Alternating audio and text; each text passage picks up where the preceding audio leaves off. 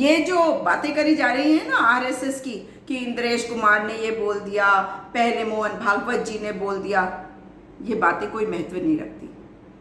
RSS ध्यान भटका रही है और आरएसएस कहती है कि नहीं, हमारे बारे में ये बात नहीं कर रहे हैं, ये अहंकारी हो गए।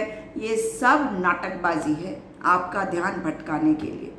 नीट की परीक्षा में जो धांधलेबाजी हुई है, और ये बहुत बड़ी धांधलेबाजी है, क्योंकि 24 लाख स्टूडेंट्स में से 22,000 स्टूडेंट्स ऐसे भी थे जिनके लिए एक विंडो खोली गई थी, री विंडो का ऑप्शन उन्हें मिला था, और उसके माध्यम से उन्होंने अपने सेंटर बदलवा दिए। गोधरा में मई 2024 में जब ये इम्तिहान होने वाला था, उसके पहले ही 3 लोगों की अरेस्टिंग हो गई। पटना में पेपर लीक के कारण वहां पर एफआईआर दर्ज हो गई। मगर ये सारी बातों को क्यों छुपाया जा रहा है? सेग्रीगेशन कभी भी किसी समस्या का हल नहीं हो सकता। अगर पेपर लीक हुआ, वो भी आज के ज़माने में, पेपर लीक यहाँ होगा और मैसेज व्हाट्सएप के ज़रिए इमीडिएटली सब जगह पहुँच जाएगा। तो ये कोई कैसे कह सकता है कि भाई केवल ये 1500 लोग जो हैं, जिनको 1500-1600 जो हैं जिनको ग्रेस मार्क्स मिले हैं, हम इनका दोबारा से देख लेते हैं, और जो 67 लोगों को मतलब पूरे मार्क्स मिले, स्कोर 100%, ऐसा होता है क्या? आप बताइए।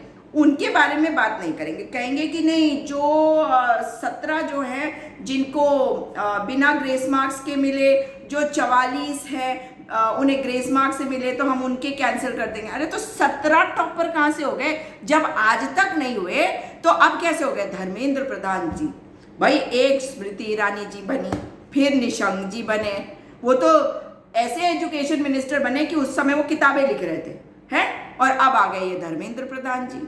आजकल बोलने के स्टाइल में भी वो उनका देखेगा कि ये अपने आका की तरह बोल रहे हैं, वो वाले नहीं, दूसरे वाले। मगर उनका ये कहना कि इसमें कोई धांधलेबाजी नहीं हुई, भाई पहले कहा पेपर लीक नहीं हुआ, फिर कहा कि ग्रेस मार्क्स में पहले नहीं कह रहे थे, आप कह रहे कि ग्रेस मार्क्स हम काट देंगे, कैंसिल कर देंगे। धांधलेबाजी तो हुई है, लेकिन साथ ही कहीं ना कहीं ये नेक्सस है एग्जामिनेशन सेंटर का और जो कोचिंग सेंटर है, और साथ ही कोचिंग सेंटर, एग्जाम सेंटर और एनटीए को क्लीन चिट कैसे दे रहे हैं धर्मेंद्र प्रधान, ये बताए। उन्होंने एक अजीबोगरीब तर्क और दिया। उन्होंने कहा कि जिन बच्चों ने कोविड के बाद इम्तिहान दिए और अच्छा किया, तो इसके लिए खुशी होनी चाहिए। बिल्कुल होगी, मगर आपको याद करा दूं कि जो स्टेट बोर्ड्स होते हैं ना, उनके साथ हमेशा से नाइंसाफ़ी होती है। और मुझे याद है तमिलनाडु का वो बच्चा जिसने बड़ी मेहनत करके उसके लिए लोगों ने पैसा इकट्ठा किया ताकि वो कोचिंग कर सके, वो तैयारी कर सके, उसने टॉप किया था। लेकिन टॉप तो नहीं किया था, लेकिन हाँ उसका रैंक बहुत अच्छा आया था।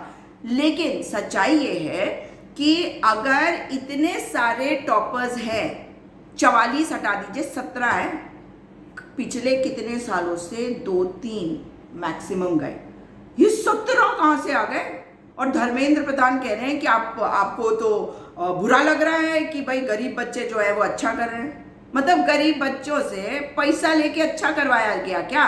क्योंकि 10 लाख रुपए एक एक बच्चे से कहा गया कि गोधरा सेंटर वाले कांड में हुआ। जय जलराम स्कूल, बताइए, एक छोटे से तालुका के अंदर एक स्कूल में बच्चे जा रहे हैं उड़ीसा से, झारखंड से, कर्नाटका से, महाराष्ट्र से, बिहार से। कोई क्यों जाएगा इतनी दूर एग्जाम सेंटर? और वो जो री विंडो था ना, वो जो विंडो इन्होंने दोबारा खोला था, उसके बारे में तो बताना चाहिए। सबके मार्क्स साझा कर दीजिए ना, सबके मार्क्स आ जाएंगे बाहर तो सबको पता चल जाएगा। आखिर छुपाने की बात क्या है? धीरे धीरे करके ये बताते हैं। लेकिन धर्मेंद्र प्रधान जी को एक चीज समझ लेनी चाहिए कि आप अब आंखें खोलिए और अपने दिमाग के पर्दे भी खोलिए, क्योंकि जो आप लोग पिछले 10 साल तक करते रहे वो आप नहीं कर सकते। इसलिए ये जो आप अजीबोगरीब तर्क दे रहे हैं ना कि विपक्ष गुमराह कर रहा है, विपक्ष ऐसी बातें कर रहा है, ये सब करना ही बंद करिए और रिजल्ट सबका डिक्लेयर करिए, ताकि पता चले कि किसको कितने मार्क्स मिले। मार्क्स भी अगर आप देखेंगे तो आप हैरान हो जाएंगे कि कितने बच्चों को कितने कितने मार्क्स मिल रहे हैं, कहाँ से मिल रहे हैं भाई। और इसमें नीट के ऊपर अगर हम सवाल उठा रहे हैं तो वो इसलिए भी उठा रहे हैं कि भाई एनसीईआरटी को ये सबसे ज्यादा तवज्जो देते हैं। अब एनसीईआरटी किताब के पिछले एडिशन में सवाल का जवाब जो होता है वो आप मान नहीं रहे, जो नया वाला है वो मान रहे, और बाद में उसी के ऊपर आप कह रहे हैं कि हम ग्रेस मार्क्स दे रहे हैं। तो ये सारी बातें हजम नहीं होती। और जिन बच्चों ने आत्महत्या करी है ना आपके कारण, उनके बारे में सोचिए, उनके परिजनों के बारे में सोचिए, कितनी मुश्किलों से गुजरते हैं ये बच्चे। और 24 लाख बच्चों के साथ न्याय कैसे होगा ये बताइए। ये सारी इधर उधर की बातें बतानी बंद करिए धर्मेंद्र प्रधान जी। न्याय होना चाहिए, राजनीति करना आप बंद करिए। आप मंत्री पद पे हैं, इसलिए अब आपकी जिम्मेदारी है कि हमारे बच्चों को न्याय कैसे मिलेगा।